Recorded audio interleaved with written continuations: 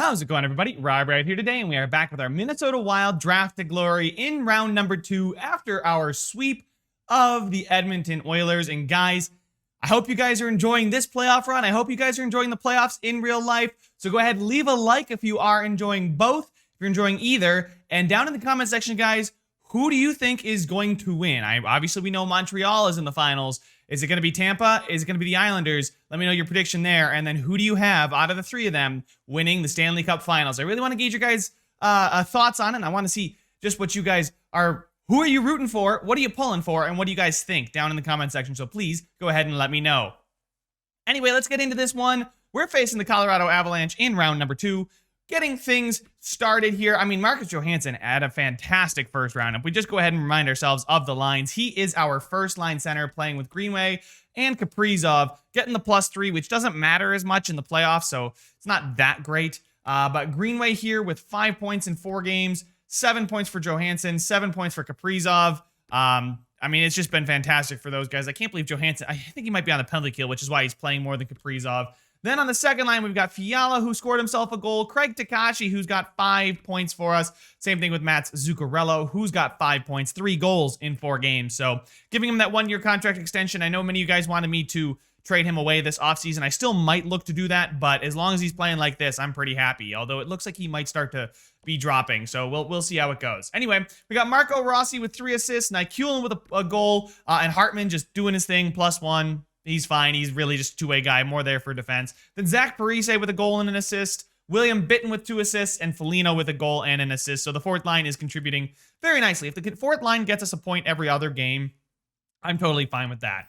Anyway, defensively, we got Brodin and Zamenhof, who is a massive plus, a +8. I mean, I moved Zamenhof up just because, you know, there's not really many other options. Suter and Addison getting the +5. They've been a fine pairing. They've not really done too much. And then the third pairing of Spurgeon and Soucy. Well, Spurgeon's a -1, but that's probably just down to 1 extra shift here or there. Really, it was not that scary of a series for us. It was a bit nervy every other game, but for the most part, we dominated the Edmonton Oilers, and that resulted in the sweep. But Spurgeon being a -1 kind of tells you why he's down there. And then in goal, we've got Hunter Jones, who's got a .934 and a .214, 4 wins in 4 games played, clearly. And it's just fantastic. Even if his stats start to come down a bit, I'm still confident in our ability with the rest of the team. I'm surprised that this team is playing this well, and I got to give some of our credit to our coach as well. Anyway, the Colorado Avalanche still have Nathan MacKinnon and Mikko Rantanen on that first line. 96 overall, Nathan MacKinnon, who's only got 3 points, but they also did get a sweep. The only other team to sweep another team. Mikko Rantanen with 4 points, on Burakovsky with 2 points. But that first line is a big old minus. Their second line of Nicholas Waugh, Tyson Jost, and Nino Niederreiter is looking is pretty good. 3 points, 1 point, but they're still a plus. Their third line is Ivan Barbashev, Eric Staal, who's in the finals right now in real life, and then Craig Smith. It's a fine line. I mean, they've given up goals, they've scored goals, it's fine. And then Danton Heinen with Kyle Turris and Martin Kaut. Actually, it was their fourth line. That was their best line probably in that first series. So overall, I don't think it's too intimidating. I mean, obviously McKinnon at 96 and Rantanen at 92 is very intimidating, but we just went through Draisaitl and McDavid. So, I mean, if we can go through them, I'm confident that we can get through this team. This forward core is fine, but it doesn't scare me too much other than that first line. But if they're going to simulate with a negative again, I will definitely take that. Defensively, they definitely have the edge with Cale Makar and Samuel Girard. These guys are a massive plus. So you got to think that somewhere else, 10 penalty minutes for Bowen Byram. Wow, and he's a -1. Devin Tays is a -2. And then Matthias Ekholm and Oli Mata are a -1 and even, respectively. So it's really just their first defensive pairing. So, I mean, the rest of the defensive pairings seem vulnerable. So hopefully, Ruslan Zamenhof and his +8 and his incredible defensive skills can help shut down this first line. And then I think it's our series to lose. If we can just, match or beat if we beat their first line, it's over. But if we match their first line, I think the rest of the team, ours is better, other than that top talent. And in goal, they got Igor Shesterkin. They have 88 Shesterkin and 87 Demko. Are you kidding me? I mean, a fantastic... Wait, did Demko play? Did he play in the playoffs? No, that's last season's playoff stats. Okay, I was like, how does he have 5 games played? Anyway, Shesterkin has been their guy. 4 games played, 4 wins, 927 and a 203. So not as good of a save percentage, but a better goal against average. So clearly they're a team that likes to shoot the puck and has the majority of the shots. They're a very good team. Shesterkin on the back end is a very, very good goalie. So that's the one area that I think if this series was a tilt in Colorado's favor, it would be we lost control of the first line matchup, and Shesterkin came in very, very clutch. But now it is time to get the simulation underway. We are the home team, finishing with a much better record of 57, 22, and 3 compared to their 44, 30, and 8. So guys, let's go ahead, get the simulation started. Enough preview. Let's get onto the ice. First period, 3-0. Wow, Foligno, Zuccarello, and Kaprizov. So fourth line, second line, first line. Like I said, I think our bottom nine, our bottom nine, I guess it is, lines 2 through 4, I think is where we're going to win the series if we do end up winning the series. Second period, no goals scored, and that's beautiful. That's exactly what I want to see. Colorado now has a 3-goal deficit to climb in just one period. I know we scored 3 in that first period. They're capable of doing it, but halfway through the period, they're going to need to score 1 quick if they have any hopes of a comeback in this one. And there it is, Mikko Rantanen from center ice, the classic center ice simulation goal, EA. 3 minutes, 2 minutes, 1 minute. So all Mikko Rantanen's goal is going to do is spoil the shutout. 3-1. Shots were about even. A very, very good game from Hunter Jones and the defense. Kaprizov getting his 8th point of the playoffs in 5 games. His goal was important, but Zuccarello is going to get the game-winning goal there. After that's a solid 3-1. That's about as solid as it gets. 3-1, very dominant, very solid. Didn't blow them out, but just played a really good game. Those are the kind of the games that are fun to watch for me. They're just really good. I know we didn't win 8-1, right? But Marcus Johansson is going to score a goal on the doorstep within a minute as I'm previewing or reviewing the last game. Colorado gets a power play, but let's get through the first period. It's Kevin Fiala on our power play that gets us a 2-0 lead at the end of 1. And so far, the first period of this series has been ours. Second period, Nathan MacKinnon scores a power play goal, but Jordan Greenway scores as well. And there's first line versus first line. Our first line has 2. Their first line has 1. And if we win that battle, guys, I'm very confident that the rest of our team is better than theirs, unless Shesterkin stands on his head. But we have a very familiar score line, 3-1 right now. This time, Colorado has a 2-goal deficit to recover in this third period. They get a chance on the power play, but it goes wasted as they still have a 2-goal deficit. 5 minutes to go. Shots are heavily in favor of your Minnesota Wild. 2 minutes, 1 minute, and that's all she wrote. Back-to-back 3-1 solid victories for us. Pretty much bossing the game. Kaprizov got another 3 assists. Did he assist every single goal? Wow.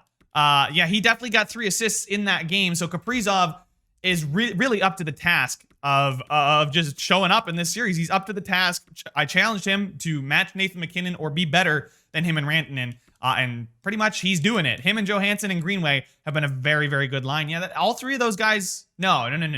I was going to say, I think Zuccarello got a goal for us. But anyway, game 3 in Colorado. Will Colorado be able to turn the fortunes of this series on home ice? Let's go ahead, simulate, and find out. First period, they do win the first period for the first time of the series. The home team has taken the lead out of the first period in all 3 games so far. It's Eric Stahl and that third line scoring from a tight angle on Hunter Jones. Second period, and it's still 1-0 to Colorado as they had a much better period than we did because we were leading in shots after that first period.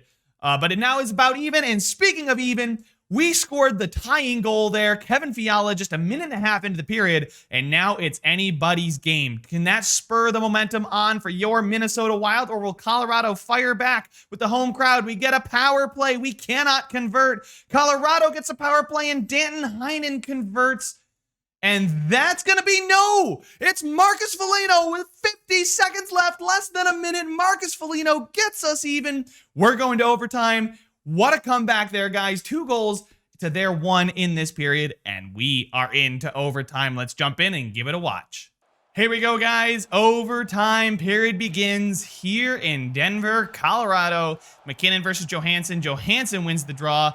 And there we go. We're getting Zamenhof into the play. Zamenhof trying to break it in early. Can't get by him, and a big hit on Rantanen, but the puck goes through to MacKinnon. He windmills. It falls to Burakovsky in a dangle, and oh my word, what a play. That's all Burakovsky there. That move, I think Zamenhof got a little too aggressive right off the faceoff, and guys, that's all she wrote. Game 3 goes to Colorado. So let's go ahead and jump out of this one. I mean, that puck just kind of skittered over to him. The failed windmill by McKinnon actually works out in his favor as he gets the assist. A good move by Burakovsky to pull it back to his backhand, tucks it in the open net, and it is now 2-1 in the series after a 3-2 overtime win. So we did good to pull it back there to even in that game. I still think this is going to be a very, very tight series. I still see us edging the series, but that's an overtime win for Colorado. They've got a chance to tie the series here at 2 apiece, again on home ice in game number 4. Let's not let them have that opportunity. First period, it's 3-1. Hartman gets the first goal, but then Turris, Stahl, and Rantanen. Again, the bottom 6 of the Colorado Avalanche is stepping up where I discredited them. Second period, we score 2. Hartman gets his second. He's on a mission. He had no points. I called him just a defensive guy. He's proven he's more than that. And then Kirill Kaprizov with the goal gets us back to even, and it's 3-3 in this third period. We got a power play. We can't score on it, though. Colorado does have the advantage in shots. We get another power play opportunity. Colorado is prone to taking some penalties, as we saw from their penalty minutes when we highlighted them before the series. Now with 5 minutes to go, surely a goal in this last little bit here will decide the game. It's going to be another overtime game. The last one was quick. What's going to happen in this one? Overtime yet again in Colorado. Can we do better than losing within the first minute of overtime? We win the faceoff yet again. Brodin is going to, oh God, we keep getting possession off the faceoff, but trying to break into the zone has been difficult for us as Brodin gets deep. Can we stop getting our defenders deep? As now McKinnon is on the break. Johansson the back check. A huge hit from Zamenhof. A massive hit, and he knocks down Burakovsky, or McKinnon, excuse me. But here comes Kaprizov. The poke check goes away. Burakovsky, the guy I was trying to mention earlier, gets the puck. Kaprizov with a good battle. Oh, the one-timer in front is blocked. We got Zamenhof now with the puck. He's going to come in, shoot. That one's blocked too. Brodin now on defense. We got a little bit more defensive solidity now than we did at the start of the overtime period. We are very aggressive in overtime. And you know what? I would rather see us be aggressive than sit back and just, try and prevent teams from getting in our zone. Anyway, we got Kevin Fiala. He's in. He goes around to the corner. Back out front, Kaprizov. Wow, what a shot and what a save. Shesterkin makes the big save on the one-timer that came back from the corner. Second line is out there now with Fiala, Takashi, and Zuccarello against Waugh, Jost, and Niederreiter. Takashi's going to win that one. He's going to pick it up. Fiala tries to put it on net, but Jost steals it away from him and is going to skate it out. Finds Waugh. Waugh now gets into the zone. Waugh circles around, tries to slide it through, finds Niederreiter. It is caught by Jones. The puck skipped up in the air, but he was able to keep his eyes on it and pick it back up. Overtime continues for us here. 5 minutes gone in this overtime period. Takashi on the faceoff loses it. Byram, shot goes wide. Zuccarello now picks it up. He's going to get board played by Waugh. We got Suter. We got Susi out there on the defensive end. Craig Takashi, good defense there. Send him. There we go. We got Zuccarello to Takashi. Craig Takashi. Ooh, the one-timer in front gets deflected. And a good save there from Shesterkin, keeping his eye on the puck. And now Zuccarello tries to get out in front. A power move does not work from the forward. And we are going to pick it off on the back check, though, with Craig Takashi. Kalen Addison up to Fiala. Fiala gets tripped. Craig Takashi tries to go to the back door to Ryan Hartman streaking in, but we get a power play. Parise, Rossi, and Zuccarello out there for us. The forward 3. We win the faceoff. Parise tries to go back to Zuccarello in the middle. The guys that have been here the entire series trying to link up there, but it is going to get blocked and go all the way down the ice. Jared Spurgeon now breaks it up to Nykulin. Nykulin now dangles. Bad pass from him. The rookie's chance there to potentially spark some offense goes wasted. Zach Parise, though, the veteran, from rookie to veteran. Zuccarello now backhand, a power move. He's trying those power moves from that left side of the net. So far, Shesterkin has his number, but you got to say, if he keeps getting these chances, I think he just might bury one. Still have the same power play unit out there. I'm going to keep them out there so our first line is fresh after the power play is over. Colorado does get it down deep. Spurgeon now with the puck. Spurgeon looks up, finds Nykulin again. He's going to go from rookie to veteran. Zuccarello gets tripped. It's a 5-on-3, and you better believe I'm going to get our top players out there. It's still going to be Spurgeon and Nykulin, but we've got Johansson, Takashi, and Greenway. Kaprizov is on that first defensive pairing, probably. So I think I'm going to get that one out there. Spurgeon, go ahead and get the puck there, my guy. I'm pretty sure Kaprizov is about to come out. There we go. We get it up to Takashi. Takashi with the toe drag. Takashi, it's in front. Shesterkin with the save. We are going to get the first line out there. It's a 5-on-3, boys. We got to score a 5-on-3 in overtime in Game 4. A chance to take a 3-1 lead in the series. We got to take advantage of it when we can. They win the faceoff because nobody on our team moved because we technically lost the faceoff. So nobody on your team moves when you lose the faceoff. Anyway, Fiala finds Kaprizov. Kaprizov now skates into the zone. Kaprizov stops, finds Takashi. Takashi's going to drop it back to Greenway. Greenway's shot goes to the corner. Johansson in front. Oh, and it's deflected, but he's going to pass it out. Oli Mata dumps it deep, and man, that's a smart play there from Shesterkin, who's been a very, very good goaltender so far in this series. I mean, he's really good, and he's had a good playoffs. It's not stopping now. Takashi with the one-timer. Couldn't get enough on it to really trouble the goaltender Shesterkin. Now Kaprizov in the zone with it. 15 seconds left on the 5-on-3. Still going to have the man advantage after this one, but Greenway now gets the puck. He finds Johansson. Can't get the shot through. The amount of shots that, like, they just try into legs is really disappointing. The AI they're not really trying to create opportunities. There's clearly a guy in front of him, and they just try and shoot through him every time. The one-timer there, the rebound picked up by Heinen. He's going to fire that thing down, and out of the box comes Bowen Byram, the penalty machine himself. Bowen Byram gets to that puck, actually. He's going to force us to back check. He's got it, but Spurgeon with a sexy stick lift there. Fiala finds Zuccarello. Zuccarello into Rossi. Rossi's shot gets deflected wide. Again, too many men in front of that one. Not a clean lane to shoot, yet they're still pulling the trigger. Jared Spurgeon with 20 seconds left on the man advantage. Come on, guys. We had a 2-man advantage. Do not give them the momentum like this. Zuccarello, his shot. Ooh, Shesterkin did not keep that one very secure. Could have had somebody crashing, but we did not. And that is going to be frozen for a face-off. We've got Marco Rossi on the draw against Tyson Jost. Rossi wins the face-off. Parise picks it up. The puck is going to get knocked around. We do end up getting it back to Spurgeon. His shot gets through, but Parise was not in a position to tip it or screen the goalie. And that's going to be pretty much the end of the power play. Our first power play is out there. Our second power play defense is out there. Devin Tays is going to dump that thing deep. As it expires, Spurgeon picks it up. We're going to get it up to Craig Takashi. Craig Takashi into the middle to Johansson. Johansson's pass is picked off by Nathan McKinnon. That's Mikko Rantanen, excuse me.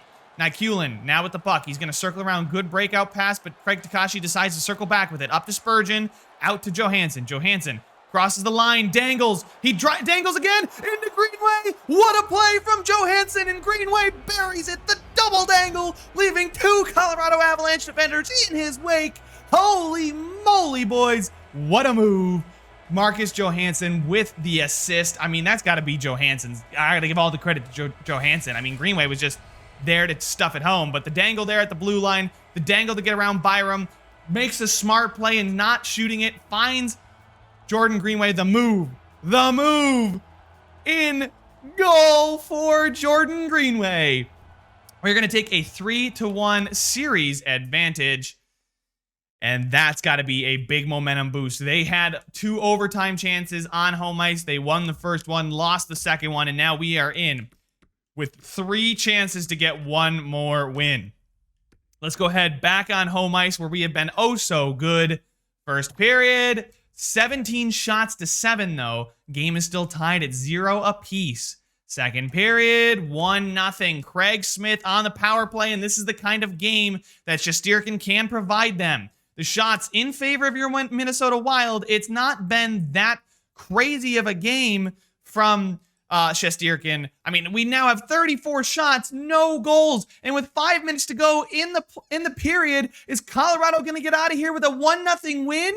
They are, and they keep us quiet for 60 minutes. Igor Shesterkin putting the team on his back.